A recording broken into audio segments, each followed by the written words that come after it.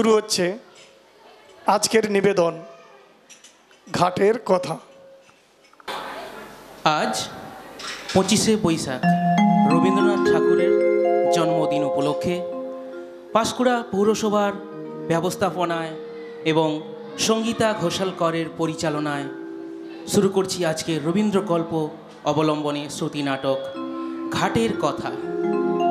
কাহিনী রবীন্দ্রনাথ ঠাকুর, নাট্যরূপে স্বপন গাঙ্গুলি এবং চরিত্রায়নে আছি মা ও যুবতীর চরিত্রে নিবেদিতা ভট্টাচার্য, শরৎ ও যুবতীর চরিত্রে পাপিয়া সাহা গোস্বামী, যুবক পার্থপ্রতিম বেরা, সন্ন্যাসী প্রণব সান্নিগ্রাহী এবং কুসুম চৈতালি রায় ও ঘাটের ভূমিকায় এবং পরিচালনায় সঙ্গীতা ঘোষালকর। শুরু করছি আজকের নাটক ঘাটের কথা।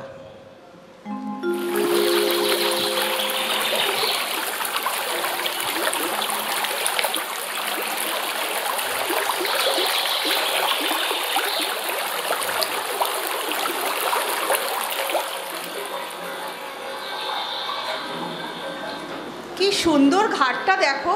এসো এই সিঁড়িটায় একটু বসি। ক্যামেরাটা ব্যাগটা থেকে বের করো তো। ঘাটের ছবি তুলবে? গঙ্গার উপরে এইসব প্রাচীন ঘাট তো প্রায় অবলুপ্ত হতে বসেছে। কত যুগ ধরে কত ঘটনার সাক্ষী বহন করে চলেছে এইসব প্রাচীন ঘাট। কতদিনকার কত কথা আমার এই সোপানে সোপানে অঙ্কিত হয়ে রয়েছে। কে কে কে কথা বললো? আমি। এই ঘাট। পুরনো কথা যদি শুনতে চাও আরও এক ধাপ নেমে বসো, মনোযোগ দিয়ে জল কল্লোলে কান পাতো। বহুদিনকার কত বিস্তৃত কথা শুনতে পাবে। বলো ঘাট, তোমার কথা বলো, আমরা শুনতে আগ্রহী।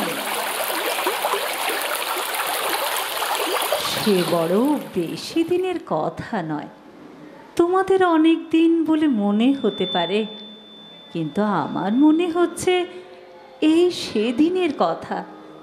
ধৈর্য সইছে না, তাড়াতাড়ি বলো। চক্রবর্তীদের বাড়ির ওই যে বৃদ্ধা স্নান করে কাঁপতে কাঁপতে মালা জপছে, ওর মাতামহী তখন এতটুকু ছিল। আমার মনে আছে তার এক খেলা ছিল। সে রোজ একটা করে ঘৃতকুমারীর পাতা গঙ্গার জলে ভাসিয়ে দিত। জলের পাকে পাতাটা ক্রমাগত ঘুরত, আর সে কলসি রেখে দাঁড়িয়ে তাই দেখত। তারপর তারপর কি হলো? তারপর যে কথাটা বলবো মনে করি সে আর আসে না।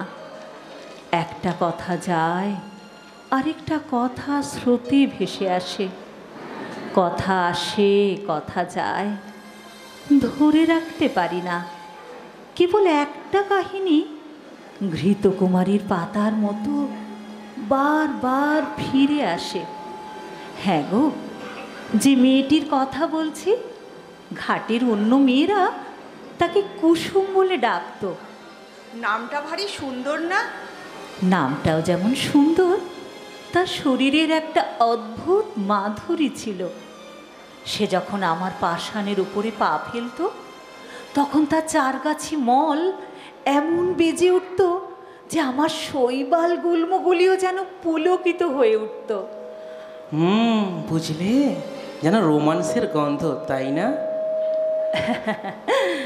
আজ আমাকে দেখতে বৃদ্ধের মতো হয়েছে ঠিকই, আমার হৃদয় কিন্তু চিরকালই নবীন। হ্যাঁ গো, তোমাদের কি যেন বলছিলাম? কুসুমের কথা? হ্যাঁ, কুসুমের একটা বান্ধবী ছিল, নাম তার শরৎ। সেই কুসুমের দৈনন্দিন জীবনের সঙ্গী ছিল।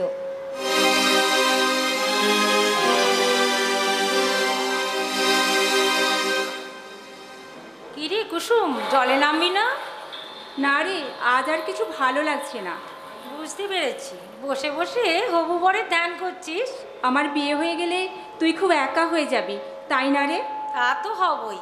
ভুবন, স্বর্ণ, অমলা সবাই শ্বশুর ঘর করতে গেছে, আর তুইও দুদিন পর চলে যাবি। তোরও তো অজ্ঞান মাসে বিয়ে হয়ে যাবে, আর তো কটা মাস। এই শুনলাম তো শ্বশুর বাড়িতে গঙ্গা নেই। হ্যাঁ রে, জল ছাড়া তুই বাঁচবি কেমন করে? বাঁচবো না, আয় এখন তো বেঁচে নি, চল চল জলে নামি। এই দাঁড়া দাঁড়া দাঁড়া, পড়ে যাবো যে। জলের সঙ্গে কুসুমের হৃদয়ের বিশেষ যেন কি মিল ছিল। যখন তখন দেখতাম কুসুম গঙ্গার ধারে বসে আছে, আর কুসুমের মা কুসুমকে কোথাও না পেলে আমার বুকে এসেই খোঁজ করত। জানো, এ ঠিক জানি তুই গঙ্গা ঘাটে এসে বসে থাকবি, এখনো স্নান করিসনি? কত বেলা হয়েছে, জলের দিকে হাঁ করে তাকিয়ে থাকলে চলবে? মা তুমি একটু আমার পাশে বসো না মা। তুই কি পাগল হলি? এই রোদ্দুর ঘাটে বসে থাকবো? ঘরে কত কাজ রয়েছে না? আমার বিয়ে হয়ে গেলে তুমি সারাদিন কাজ করো না, কেউ তোমাকে বারণ করতে আসবে না মা। অমন করে বলতে নেই রে কুসুম, মেয়েরা বড় হলে তাদের বিয়ে তো দিতেই হবে। ভুবন, স্বর্ণ, অমলা, তোর সব বন্ধুদেরই তো বিয়ে হয়ে গেছে। আমি তোমায় ছেড়ে থাকবো কি করে মা? আহা, কত যেন আমার পাশে পাশে থাকিস। আমার জন্য মন খারাপ না, তোর এই ঘাটের জন্য? সত্যি মা, জল ছাড়া তোমার কুসুম বাঁচবে কি করে? জলের পদ্ম কি ডাঙা? তাই এরপরেই কুসুমের বিয়ে হয়ে গেল, আর আপনার মনটা একেবারে ফাঁকা হয়ে গেল, তাই না? ঠিকই বলেছ। 1 বছর হয়ে গেল কুসুমের বিয়ে হয়ে গেল। তার কথা প্রায় ভুলতেই বসেছিলাম। ঘাটের মেয়েরাও আর কুসুমের গল্প করতো না, আমার বুকেও আর মলের শব্দও বাজতো না। বিরহ একেবারে উপচে পড়েছিল। বলুন, কি হলো? কথা বলছেন না কেন? কথা বলুন। আপনি কি আমাদের কথা শুনতে পাচ্ছেন না? আমরা আপনার কথা শুনতে চাই। বলুন, কথা বলুন। হ্যাঁ, আপনি কাঁদছেন কেন? কি হয়েছে?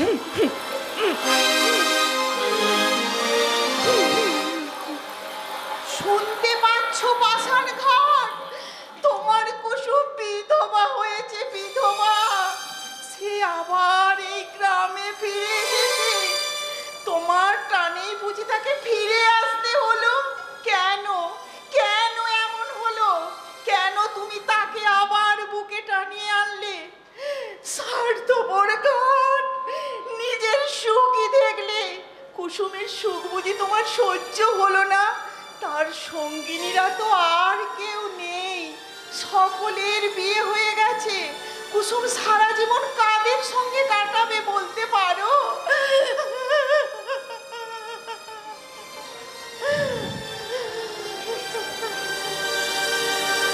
বুঝলে, আমি সেদিন কুসুমের মায়ের সঙ্গে আর কোনো কথা বলতে পারিনি, তার আর কোনো কথার উত্তরও দিতে পারিনি।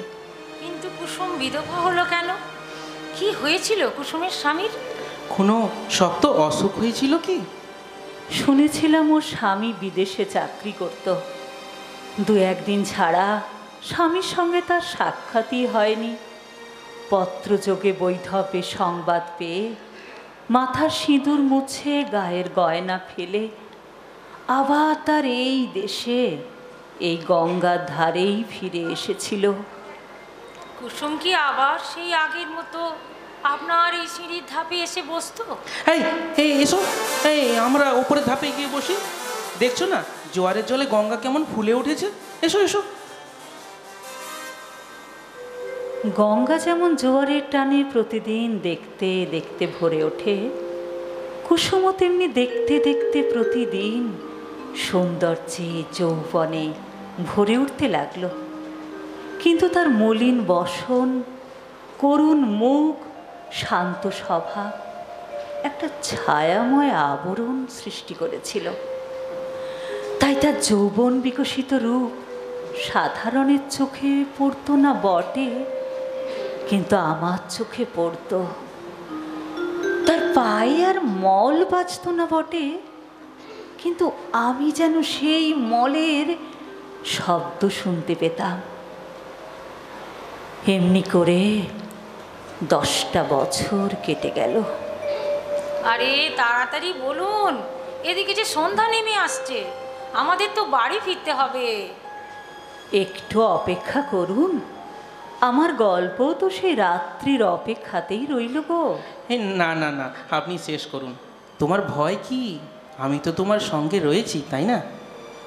হ্যাঁ, সেদিন ভোর থেকে প্রথম উত্তরের বাতাস একটু একটু করে বইতে আরম্ভ করেছিল। কোথা হতে গৌরতনু দীর্ঘকায় এক সন্ন্যাসী আমার সামনে ওই ওই শিব মন্দিরে আশ্রয় নিলেন।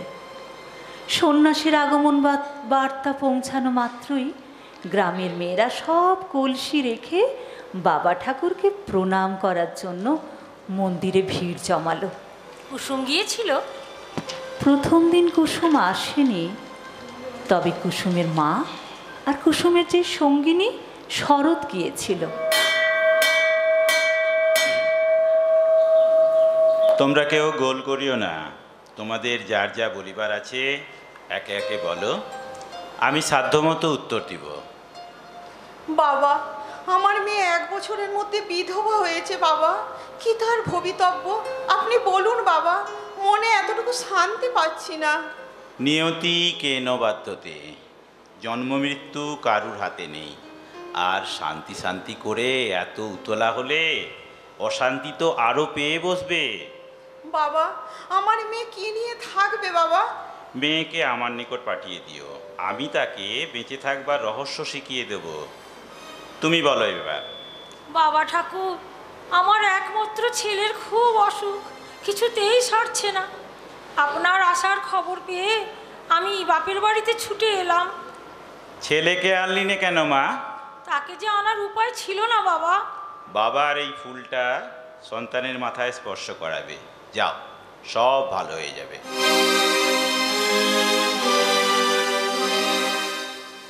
শরৎ, সন্ন্যাসীকে কেমন দেখলি রে? কি রূপ, যেন মহাদেব সশরীরে মন্দিরে নেমে এসেছে। তোর ছেলে এখন কেমন আছে? ভালো রে, অনেক ভালো। জানিস তো, বাবার ফুল কপালে ঠেকাতেই রোগ যেন কোথায় পালিয়ে গেল। এই তুইও একবার চল না রে। কি চাইবো? আমার তো কিছু চাইবার নেই।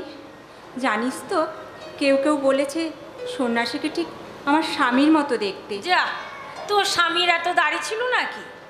আর সে এতটা লম্বাও ছিল না। কি জানি কতটুকুই বা দেখেছি তাকে।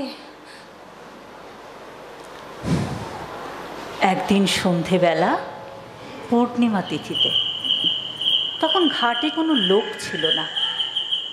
ঝিঝি পোকা ডাকছিল, মন্দিরের কাঁসর ঘণ্টা সবে থেমেছে, জোয়ারের জল ছলছল করছে। সন্ন্যাসী ধীরে ধীরে ঘাটে এসে 2-1 সোপান নামলেন।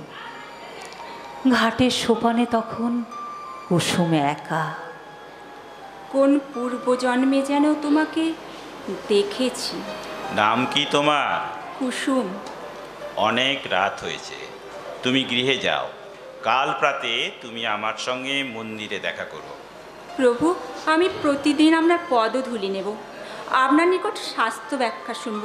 আপনি যেমন উপদেশ করবেন অবিকল তাই পালন করব। আমি পুজোর ফুল তুলতে পারি, গঙ্গা থেকে জল তুলে মন্দির গাত্র ধুয়ে দিতে পারি। ব্যস্ত হয়েও না, কাল প্রভাতে সব কথা হবে। সন্ন্যাসী কুসুমকে যে সকল কথা বলে দিতেন, আমার সোপানে বসে কুসুম তাই ভাবত। সে যা দেখেনি তাই দেখতে লাগলো, যা শোনেনি তাই শুনতে লাগলো। সে যখন ভক্তি ভরে সন্ন্যাসীর পায়ের কাছে লুটিয়ে পড়ত, তখন তাকে দেবতার পায়ের কাছে উৎসর্গীকৃত পুজোর ফুলের মতো দেখাতো।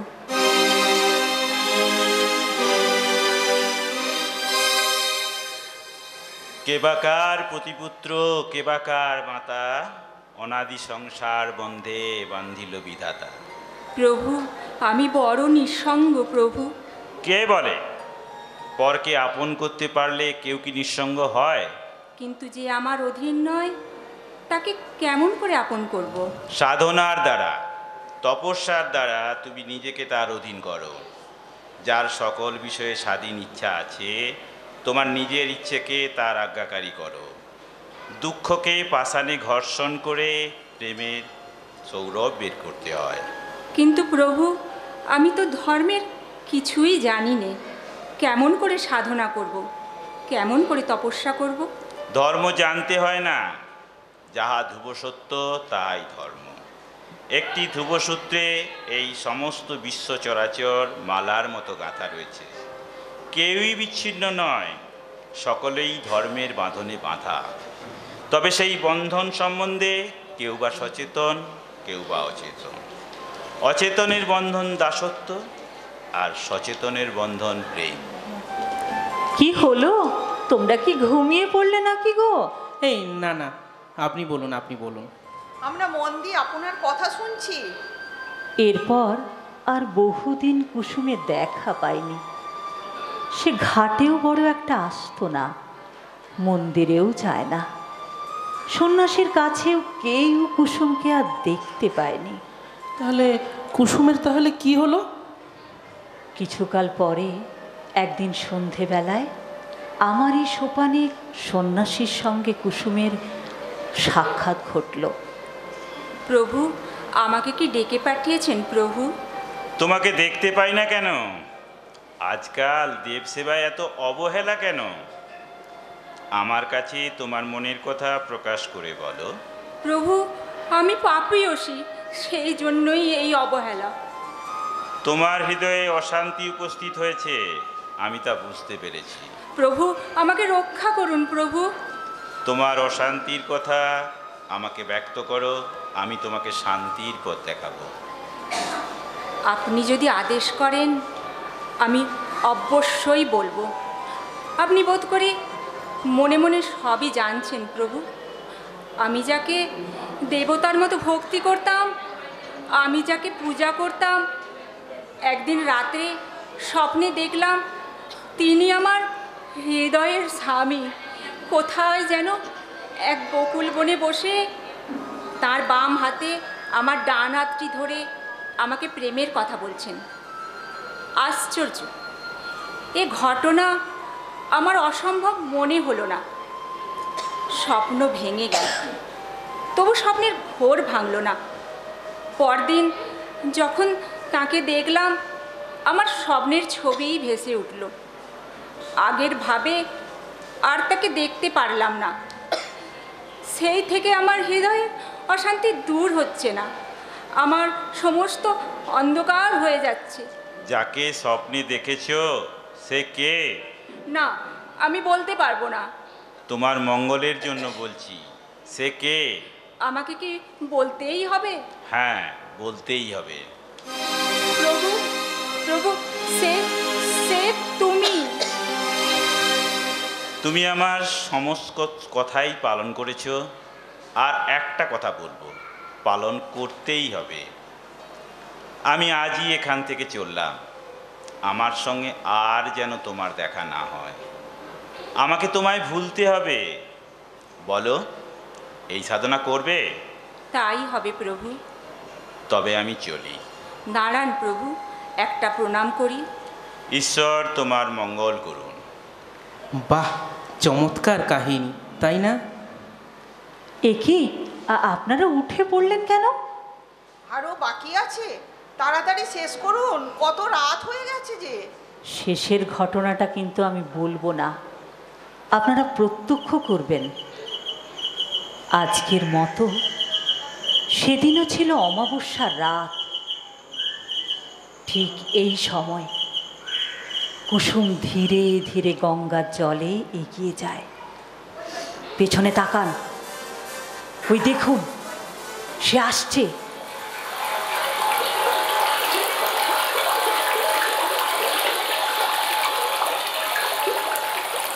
আমার ভীষণ ভয় করছে। একদম ভয় পাবেন না, ওকে আসতে দিন। এই, তুমি আমাকে চেপে ধরো, কোনো ভয় নেই। কথা বলবেন না, ও আসছে। প্রতি অমাবস্যার রাতে ও আসে। তিনি আদেশ করে গেছেন, তাকে ভুলতে হবে। ছোটবেলা থেকে এই জলের ধারে আমার দিন কেটেছে, সে আমাকে ভুলতে বলেছে। তুমি তো কখনো আমাকে তোমায় ভুলতে বলনি। ভয়ে কাঁপবেন না। ওই দেখুন, ও জলে ঝাঁপ দিতে যাচ্ছে। তুমি ধরো মেয়েটিকে, আটকাও, ও সুইসাইড করতে যাবে। তুমিই আমাকে গ্রহণ করো হে হৃদয় স্বামী।